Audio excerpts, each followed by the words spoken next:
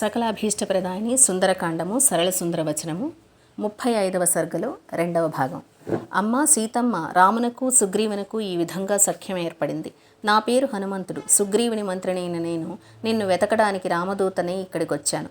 సుగ్రీవుడు తన రాజ్యం తనకి స్వాధీనమైన తర్వాత నిన్ను వెతకడానికి ఎన్నో లక్షల వానర వీరులను నలుదిశలకు పంపించాడు. వాలి కొడుకు అంగదుడు.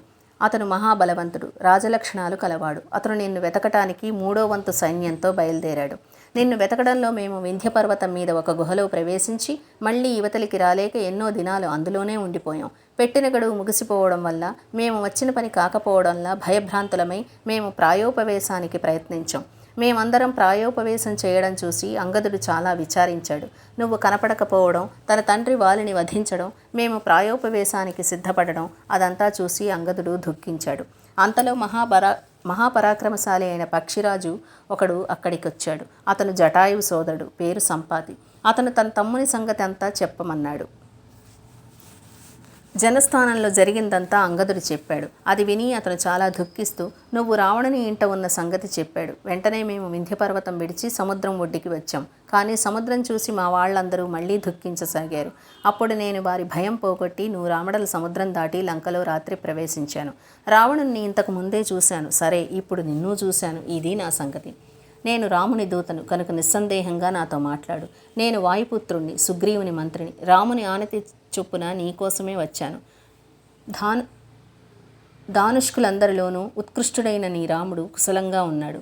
లక్ష్మణుడు అన్నగారిని సేవిస్తూ కుశలంగా ఉన్నాడు.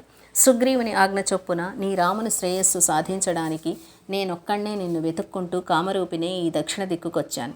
నువ్వు కనపడక దుఃఖిస్తున్న వానరులందరినీ నేను ఊరడిస్తాను. రాముడును సపుత్ర బాంధవంగా రావణుణ్ణి సంహరించి త్వరలోనే నిన్ను కలుసుకుంటాడు. అమ్మ వైదేహి, మాల్యవంతమని ఒక గొప్ప పర్వతం ఉంది. దానిమీద ఉండే కేసరి అనే వానరుడు గోకర్ణ క్షేత్రానికి వెళ్ళాడు. ఆ కేసరి నా తండ్రి. అతను సముద్ర తీరాన సంబసాధనుడనే రాక్షసుణ్ణి సంహరించాడు. అందుకతన్ని దేవర్షులు ఆజ్ఞాపించారు. అతనిలాగా గోకర్ణ క్షేత్రానికి వెళ్ళినప్పుడు అతని భార్య అయిన అంజనకు నేను వాయుదేవుని అంశ వల్ల పుట్టాను. నేను చేసిన పనికి గుర్తుగా నాకు హనుమంతుడని పేరు వచ్చింది. ఇదంతా నీకు నమ్మకం కోసం చెప్పాను. హనుమ చెప్పిందంతా విని సీతమ్మ అతన్ని దూతగానే నిశ్చయించుకుంది. వెంటనే చాలా ఆనందము పొందింది. ఆమె ముఖం అప్పుడు రాహు విడిచిన చంద్రబింబంలా మెరిసింది. అమ్మయ్య అనుకుని హనుమంతుడు, మాత, ఇక దుఃఖం త్యజించు. ఇప్పుడేమి చెయ్యమంటావో చెప్పు. నీకేమి తోస్తోంది? నేను తొందరగా రాముని దగ్గరికి వెళ్ళిపోవాలి, చెప్పు అని అడిగాడు. సకలాభీష్టప్రదాయిని సుందరకాండము సరళ సుందరవచనము 35వ సర్గలో 2వ భాగం. 35వ సర్గ సమాప్తం. రేపటి రోజున 36వ సర్గ. Please do watch, like, share, subscribe.